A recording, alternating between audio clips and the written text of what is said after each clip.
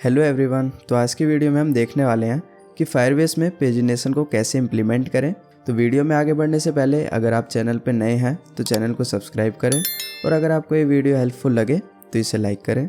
तो पेजिनेशन में हम क्या करते हैं कि पेजिनेशन में हमारे पास एक बहुत बड़े डेटा की लिस्ट होती है, या आप कह सकते हो एक बहुत बड़ा डेटा होता है, और उस डेटा को हम एक साथ ना लेके हम उसको छोटे छोटे पार्ट्स में गेट करते हैं, जिससे क्या होता है हमें डेटा फास्ट मिलता है और जो हमारे बैंडविड्थ होती है वो भी उतनी यूज़ नहीं होती। तो इसलिए पेजिनेशन यूज़ करना काफ़ी एफिशिएंट है। तो आज की वीडियो में हम वही देखने वाले हैं कि हम फायरबेस के साथ पेजिनेशन को कैसे इम्प्लीमेंट कर सकते हैं। तो मैंने यहाँ पर एक प्रोजेक्ट क्रिएट किया हुआ है जिसमें हम पेजिनेशन इम्प्लीमेंट करने वाले हैं। तो इसमें मैंने फायरबेस भी कनेक्ट किया हुआ है और हमें यहाँ पर 2 पैकेज इंस्टॉल करने पड़ेंगे, फायरबेस कोर और क्लाउड फायरस्टोर। तो फायरबेस कोर तो हमें इंस्टॉल करना ही पड़ता है अगर हमें फायरबेस यूज़ करना है एप्लीकेशन में तो।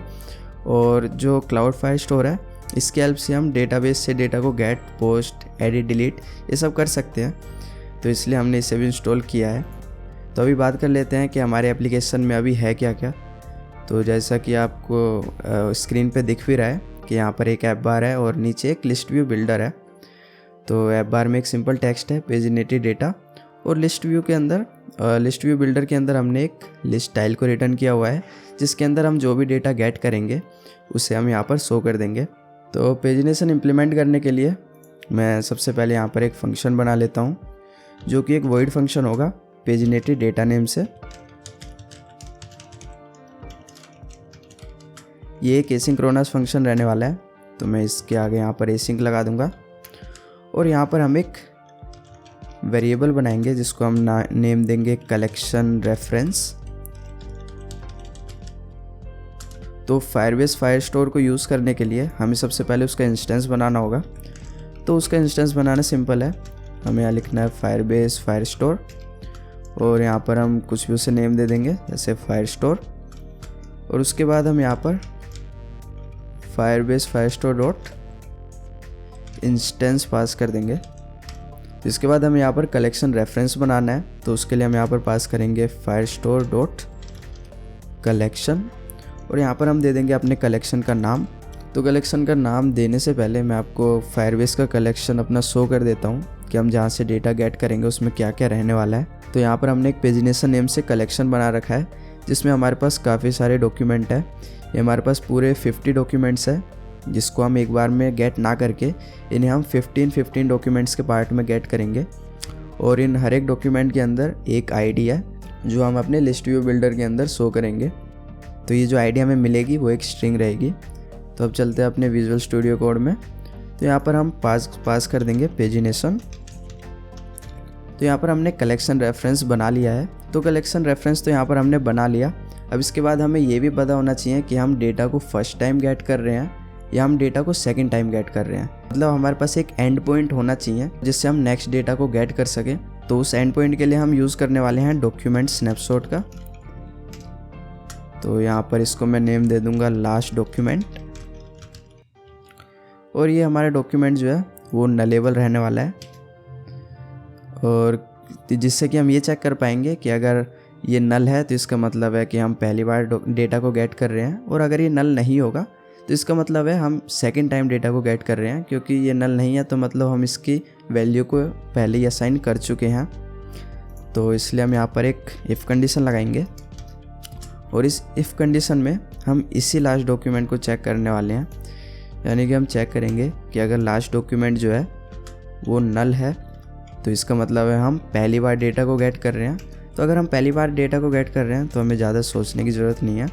हम collection reference dot gate function को कॉल कर देंगे जो कि हमारे इस कलेक्शन के अंदर से सारा डेटा ले लेगा।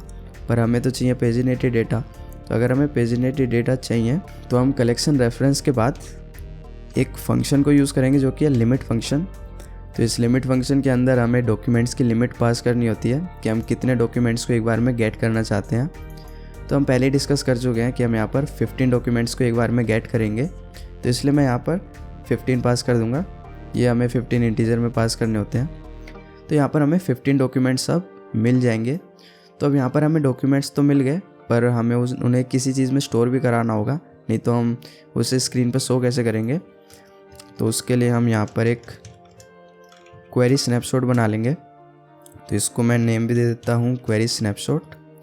तो इसको हम नल नहीं बनाएंगे, इसके आगे हम लगा देंगे लेट कीवर्ड, क्योंकि डॉक्यूमेंट स्नैपशॉट जो है ये हमारा नल हो सकता है, मतलब हो सकता है क्या ये हमारा नल ही रहेगा फर्स्ट टाइम तो, और हमारा क्वेरी स्नैपशॉट नल नहीं रहेगा, क्योंकि चाहे डॉक्यूमेंट स्नैपशॉट नल हो तब भी हम डेटा को गेट करेंगे, और अगर ये नल नहीं होगा तब भी हम डेटा को गेट करेंगे। तो इसलिए हमने यहाँ पर लेट कीवर्ड असाइन किया है, और इसके बाद हम इसे क्वेरी स्नैपशॉट में सेव करा लेंगे। तो अभी हमें यहाँ पर कुछ एरर आ रहा है। तो ये एरर है कि जो हमें इस गेट फंक्शन से मिलता है वो एक फ्यूचर क्वेरी स्नैपशॉट मिलता है, और ये हमारा क्वेरी स्नैपशॉट। तो इसे सोल्व करने के लिए हम यहाँ पर अवेट कीवर्ड लगा देंगे, तो ये हमारा सोल्व हो जाएगा। अब इसके बाद हम लिख लेते हैं एल्स कंडीशन। तो अब एल्स कंडीशन में हमारे पास क्या है कि एल्स कंडीशन में हमारे पास क्या रहेगा कि हमारे पास लास्ट डॉक्यूमेंट नल नहीं होगा। तो यानी कि हमें ये पता है कि जो हमने लास्ट टाइम डेटा गेट किया था उसका लास्ट डॉक्यूमेंट कौन सा है, उसी लास्ट डॉक्यूमेंट की हेल्प से हम उसके आगे के डेटा को गेट कर सकते हैं। तो देखते हैं हम कैसे करेंगे। तो सबसे पहले तो मैं क्वेरी स्नैपशॉट के इक्वल्स टू कर दूंगा उस डेटा को जो भी हम गेट करेंगे। तो हम सबसे पहले लगा लेंगे अवेट कीवर्ड, यहाँ पर हम यूज़ करेंगे कलेक्शन रेफरेंस डॉट लिमिट।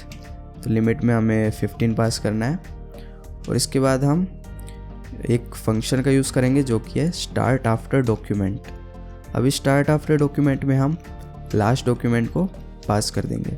तो अब इससे क्या होगा, तो अब ये जो स्टार्ट आफ्टर डॉक्यूमेंट फंक्शन है इसमें हमें एक डॉक्यूमेंट स्नैपशॉट देना होता है, और वो डॉक्यूमेंट स्नैपशॉट हमारे पास है जो कि हमारा लास्ट डॉक्यूमेंट। और इस लास्ट डॉक्यूमेंट के आगे ही, तो मतलब ये फंक्शन क्या करता है कि ये जो लास्ट डॉक्यूमेंट हम इसे देंगे या जो भी डॉक्यूमेंट हम इसे देंगे ये उसके आगे का डेटा हमें गेट करके दे देगा। तो इसके बाद हम डेटा को गेट करने के लिए गेट फंक्शन का यूज़ करेंगे।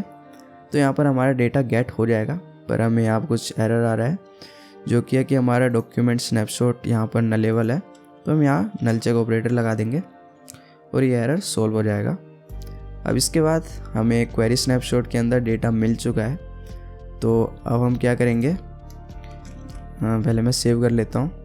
हाँ, तो अब हम क्या करेंगे कि जो हमारा लास्ट डॉक्यूमेंट होगा अब हम उसकी वैल्यू को इनिशियलाइज कराएंगे, क्योंकि अब चाहे कोई सा भी केस हो हमें डेटा तो मिल चुका है। अब डेटा मिल चुका है तो हम यूज़ करेंगे क्वेरी स्नैपशॉट का, और अगर हम यहाँ पर टाइप करते हैं डॉक्स तो हमें मिल जाएगी एक list of query document snapshot. अभी क्वेरी डॉक्यूमेंट स्नैपशॉट जो है वो इक्विवेलेंट रहता है डॉक्यूमेंट स्नैपशॉट के, तो हमें उसके लिए ज़्यादा सोचने की ज़रूरत है नहीं।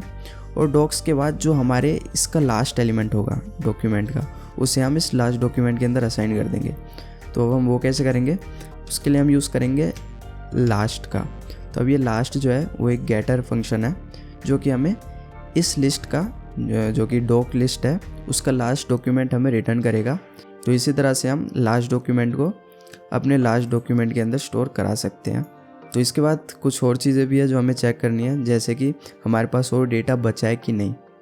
जैसे मैंने आपको बताया हमारे पास सिर्फ 50 डॉक्यूमेंट्स हैं, तो अगर हम 15 डॉक्यूमेंट्स को बार बार गेट करते रहते हैं तो हमारे पास सिर्फ 3 बार ही 45 डॉक्यूमेंट्स आएंगे, और चौथी बार जैसे हम 15 डॉक्यूमेंट्स को गेट करेंगे तो हमारे पास 5 डॉक्यूमेंट आएंगे, फिर उसके बाद हमारे पास डेटा ख़त्म हो जाएगा। तो अब इस चीज़ को हम कैसे चेक कर सकते हैं, तो उसके लिए हम क्या करेंगे, तो सबसे पहले मैं उसके लिए बना लेता हूँ एक Boolean variable is more data name से। तो इसकी वैल्यू को हम रखेंगे ट्रू, क्योंकि इनिशियली जो रहेगा वो हमारे पास डेटा अवेलेबल होगा, और जैसे हम डेटा गेट करते जाएंगे तब हम चेक करेंगे कि डेटा हमारे पास बच रहा है कि नहीं। तो यहाँ पर हम लगाएंगे एक इफ़ कंडीशन जिसमें हम चेक करेंगे कि जो query snapshot dot docs dot length, तो डॉक्स हमें एक लिस्ट देगा और हम उस लिस्ट की लेंथ चेक कर रहे हैं। तो अगर वो हमारी लिस्ट की लेंथ 15 से कम है तो हम इज़ मोर डेटा की वैल्यू को फॉल्स कर देंगे, यानी कि अब हमारे पास डेटा नहीं बचा है। अब हमारे पास डेटा क्यों नहीं बचा है, जैसा कि मैंने अभी आपको बताया कि हमारे इस पेजिनेशन कलेक्शन के अंदर पूरे 50 डॉक्यूमेंट्स हैं। तो अगर हम 15 डॉक्यूमेंट्स गेट करेंगे तो हमें 3 बार तो पूरे 15 डॉक्यूमेंट्स मिलेंगे, पर चौथी बार हमें 5 डॉक्यूमेंट्स मिलेंगे। तो इसका मतलब है कि हमें पूरे 15 डॉक्यूमेंट्स नहीं मिले, तो हमारे पास और डेटा बचा नहीं है, इसलिए वो 15 डॉक्यूमेंट्स नहीं मिले। तो अगर इससे 15 डॉक्यूमेंट्स नहीं मिलेंगे तो ये हमारे इस मोर डेटा की वैल्यू को कर देगा फॉल्स। तो सीधी सी बात है, अब हमारे पास डॉक्यूमेंट्स बचे नहीं तो हम और डॉक्यूमेंट्स को कॉल भी नहीं करेंगे। तो इसलिए हम इस पूरे फंक्शन को कर लेंगे अंदर से कट और यहाँ पर एक इफ़ कंडीशन लगाएंगे जिसमें हम ये चेक करेंगे कि अगर इस मोर डेटा की वैल्यू ट्रू है, यानी हमारे पास और डेटा है, तभी हम इस फंक्शन को कॉल करेंगे, मतलब तभी हम इस कोड को कॉल करेंगे जो कि हमारा और डेटा इसे लाके देगा। और जैसे इसकी वैल्यू फॉल्स होती है तो हम एल्स कंडीशन में एक प्रिंट स्टेटमेंट लगा देंगे जिसके अंदर मैं पास कर देता हूँ नो मोर डेटा, यानी कि हमारे पास और डेटा बचा नहीं, तो हमें और डेटा गेट करने की ज़रूरत भी नहीं है। अब इसके बाद हम एक बना लेते हैं लिस्ट, जिसको हम शो करेंगे अपने लिस्ट व्यू बिल्डर में। इसका टाइप होगा मैप स्ट्रिंग डायनेमिक, इसको हम नाम दे देंगे लिस्ट और ये फ़िलहाल के लिए एम्प्टी रहेगी। अब इसके बाद हम जाएंगे अपने इस क्वेरी स्नैपशॉट में और इसका टाइप डिफाइन कर देते हैं, क्योंकि जो हमें यहाँ से क्वेरी स्नैपशॉट मिल रहा होगा उसका टाइप है मैप स्ट्रिंग डायनेमिक। तो मैं इसको भी सेम टाइप पास कर दूँगा। और इसके बाद जैसे हम यहाँ पर लास्ट डॉक्यूमेंट की वैल्यू को असाइन कर देंगे, तो उसके बाद मैं यहाँ पर लिस्ट की वैल्यू को भी असाइन कर रहा हूँ। तो हम यहाँ पर यूज़ करेंगे ऐड ऑल फंक्शन का, क्योंकि ये जो हमारे क्वेरी स्नैपशॉट है ये भी हमें एक लिस्ट असाइन करती है, तो हम उस पूरे लिस्ट की वैल्यू को इसके अंदर ऐड कर देंगे। तो अब हम इसे, तो उसके लिए मैं यहाँ पर यूज़ करूँगा query snapshot dot docs function का। अब हमें यहाँ पर एरर आएगा, तो ये हमें एरर क्यों आ रहा है, क्योंकि ये जो हमें लिस्ट मिलेगी डॉक्स से वो हमारी होगी क्वेरी डॉक्यूमेंट स्नैपशॉट टाइप की, पर ये जो हमारी लिस्ट है जिसके अंदर हम ऐड कर रहे हैं वो हमारी है मैप स्ट्रिंग डायनेमिक टाइप की। हमें इस क्वेरी स्नैपशॉट डॉक्यूमेंट को मैप में कन्वर्ट करना होगा। तो इसके लिए हम डॉट मैप फंक्शन का यूज़ करेंगे जो कि हमें इसके हर एक एलिमेंट को रिटर्न करेगा। तो जब वो इस एलिमेंट को रिटर्न कर रहा होगा क्वेरी डॉक्यूमेंट स्नैपशॉट को, तो हम इस डॉक्यूमेंट को, तो मतलब हम इस एलिमेंट को कर देंगे मैप में कन्वर्ट, तो हमारे एरर चला जाएगा। तो अभी जो डॉट डेटा फंक्शन है वो हमारे इस क्वेरी डॉक्यूमेंट स्नैपशॉट को कर देता है मैप स्ट्रिंग डायनेमिक में कन्वर्ट, इसलिए हमने यहाँ पर ये डॉट डेटा फंक्शन का यूज़ किया है। अब इसके बाद जैसे ही हमारे इस लिस्ट में डेटा ऐड होगा तो हम कर देंगे सेट स्टेट को कॉल, जिससे हमें स्टेट में चेंजेस शो हो जाएंगे। तो हमने यहाँ पर फंक्शन कंप्लीट बना लिया है। चेक कर लेते हैं इस फंक्शन को एक बार। तो इसे चेक करने के लिए मैं इनिट स्टेट फंक्शन को कॉल करूँगा और इसके अंदर पेजिनेटेड डेटा फंक्शन को पास कर दूँगा। तो इनिट स्टेट जो फंक्शन होता है वो हमारी स्क्रीन में सबसे पहले कॉल होगा, इसलिए हमने इसके अंदर पेजिनेटेड डेटा फंक्शन को पास कर दिया है, क्योंकि उसके साथ साथ ये भी कॉल हो जाएगा। तो अब हमें और यहाँ पे कुछ चेंजेस करने हैं, जैसे कि हमें इस कांस्टेंट डेटा को रियल डेटा से रिप्लेस करना है जो हमें फायरबेस से मिलेगा। तो उसके लिए हम 50 की जगह लिस्ट डॉट लेंथ पास कर देंगे, क्योंकि अब हम इस लिस्ट के अंदर का डेटा इसके अंदर शो कर रहे होंगे लिस्ट व्यू बिल्डर के अंदर। और यहाँ पर हम इंडेक्स की जगह पास कर देंगे लिस्ट स्क्वायर ब्रैकेट इंडेक्स। ये मैं यहाँ पर $साइन लगा देता हूँ जिससे हमें इसकी वैल्यू शो हो जाएगी। और इसके अंदर से हमें एक की चाहिए जो कि है आईडी। जैसा कि हम यहाँ पर फायरबेस में भी देख सकते हैं कि हमें सिर्फ आईडी चाहिए, मतलब आईडी है ही हमारे पास, तो हम उसी आईडी को यहाँ पर दिखा देंगे टेक्स्ट के अंदर। तो जैसे मैं सेव करूँगा तो हमारी वैल्यूज़ गायब हो जाएंगी, क्योंकि हमारी जो लिस्ट है वो अभी एम्प्टी है। तो जैसे मैं अभी हॉट रीस्टार्ट करूँगा और हमारे ये पेजिनेटेड डेटा फंक्शन कॉल होगा तो हमें लिस्ट में कुछ आइटम्स देखने को मिल जाएंगे। जैसे हमें यहाँ पर लिस्ट में कुछ आइटम्स देखने को मिल रहे हैं, तो ये पूरे 15 आइटम्स हैं। पर अब हम पेजिनेशन में क्या चाहते हैं कि जैसे ही हम नीचे स्क्रॉल करें हमारे पास और डेटा आ जाए जो आगे का डेटा हो। तो उसके लिए हमें एक बनाना होगा स्क्रॉल कंट्रोलर, क्योंकि जब हम नीचे स्क्रॉल कर रहे होंगे तो हमारे पास कोई रिकॉर्ड होना चाहिए कि हम नीचे स्क्रॉल कर रहे हैं। तो उसी स्क्रॉल को रिसन करने के लिए हम स्क्रॉल कंट्रोलर का यूज़ करेंगे।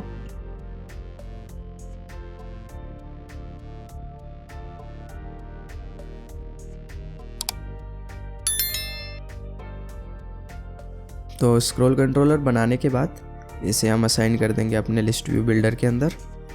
तो लिस्ट व्यू बिल्डर के अंदर हमें एक कंट्रोलर पैरामीटर मिलता है, तो इसके अंदर हम स्क्रॉल कंट्रोलर को असाइन कर देंगे। तो इसके बाद हम यहाँ पर यूज़ करने वाले हैं एक फंक्शन का, जो कि है कंट्रोलर डॉट एड लिसनर।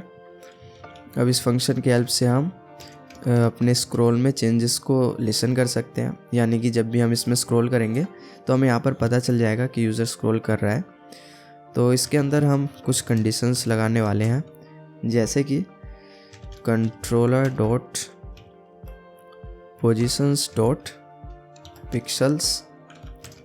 तो ये जो controller dot position dot pixels है, ये एक गेटर है, ये हमें एक डबल वैल्यू रिटर्न करता है। ये हमें हमारी करंट पोजीशन रिटर्न करता है, जो मतलब जहाँ पर हम अभी करंटली हैं अपने इस लिस्ट व्यू बिल्डर के अंदर। और इसको हम चेक करेंगे कि अगर हमारी जो करंट पोजीशन है, अगर वो डबल इज इक्वल्स टू है controller dot position dot max scroll extent. अब ये controller dot position dot max scroll extent क्या करता है, ये हमारी मैक्सिमम वैल्यू को होल्ड करता है, मतलब ये हमें मैक्सिमम वैल्यू रिटर्न करता है कि हम कहाँ तक स्क्रॉल कर सकते हैं। तो जैसे ये दोनों इक्वल होंगे, यानी कि यूज़र एंड तक पहुँच चुका है, और जैसे यूज़र एंड तक पहुँचेगा हम पेजिनेटेड डेटा फंक्शन को कॉल कर देंगे। तो अब इससे क्या होगा, जैसे यूज़र नीचे तक पहुँचेगा तो ये फंक्शन दोबारा कॉल होगा और इसमें हमारे नेक्स्ट 15 आइटम्स ऐड हो जाएंगे। तो एक बार मैं यहाँ पर ऐप को रिस्टार्ट कर लेता हूँ, तो फिर हम चेक करते हैं कि सब कुछ सही से काम कर रहा है या नहीं। तो यहाँ पर इनिशियल डेटा हमारे पास आ चुका है। अब जैसे मैं स्क्रॉल करता हूँ हमारे पास और डेटा आ जाएगा, और हमारे पास डेटा जब तक आता रहेगा जब तक वो ख़त्म नहीं हो जाता। और अब हमारे पास यहाँ पर आ चुका है नो मोर डेटा, क्योंकि हमारे पास और डेटा बचा नहीं। हमारे पास यहाँ पर पूरे 50 एलिमेंट्स आ चुके हैं। अगर मैं यहाँ पर आपको शो करने के लिए प्रिंट करूँ लिस्ट डॉट लेंथ को, और अगर मैं इससे करता, एक मिनट मैं इसे दोबारा रिस्टार्ट करता हूँ, तो अभी हमारी लिस्ट की लेंथ 15 है। जैसे मैं इसे नीचे स्क्रॉल करूँगा 30 हो जाएगी, और नीचे स्क्रॉल करूँगा 45 हो जाएगी, और स्क्रॉल करूँगा तो हमारे पास इस बार 50 आएगी।